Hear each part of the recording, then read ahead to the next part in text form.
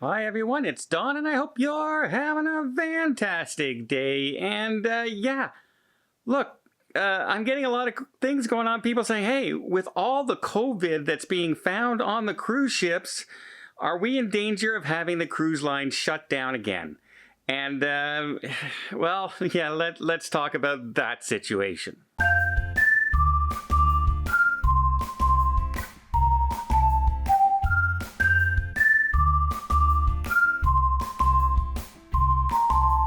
So currently there are ships sailing all over the world and there is COVID being found on the ships. No one has ever said you can zero out COVID, right? You can never not have COVID ever show up on a cruise ship. It's as simple as that. You cannot guarantee me that if I go into Walmart, I will not run into somebody who has COVID. You can't guarantee me that if I go to work, I cannot run into somebody who has COVID. It's just a situation right now that the world is in. The difference is what happens if it's discovered. Before, they didn't know what was happening, right? Out there on the cruise ships, they just shut them down. Everybody stay on board, and they kept them out at sea, and they locked them in their cabins. And thankfully, that's not the situation anymore. They can contact trace those people who have been who've gotten tested positive for COVID. They've come up with health and safety protocols, both before you get on the ship, during the ship, getting off the ship. Places like airlines have testing involved that you need a test to get on flights to enter countries. There are more tests and more protection now going on than ever before. Cruise ships have doubled up their sanitation processes. Go on a cruise ship right now and you will see them wiping things down all over the place. The ships have never looked more sparkling as far as, well, at least the one I've been on so far, the Celebrity Edge, and from the videos I'm seeing of the other ships, they look like they are in pristine shape. Now, you might see some paint on the outside. That's different. I'm talking about the cleanliness of the ships inside.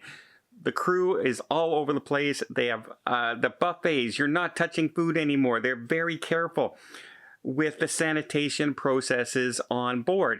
If somebody has COVID, they have isolation processes on board where guaranteed cabins are put aside, not booked, that are away from everybody else that those people are placed into.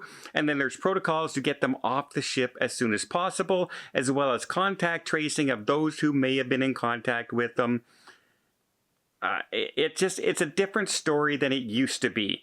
So the CDC, even though there is there are cruise ships out there, my cruise on the Celebrity Edge had 7 passengers that we know of that came down with COVID on board over 3 separate days. 2 of them were workers they had brought on to do some work on the ship while the ship was sailing. So that was another outside source that came in. 2 of them, I believe, were kids who were unvaccinated. And as far as we know, none of them had any more than some slight symptoms or no symptoms whatsoever. And that seems to be the case of what's going on for most of the investigations I'm seeing into the COVID on the cruise ships. They're either asymptomatic or very, very mild symptoms. Somebody might have a fever, a headache, and then it disappears over the course of a couple days, but the process kicks in and people are looked after. So if you're afraid that you're going to be locked up into a stateroom or on a ship for weeks and weeks at a time, we're not at that place right now.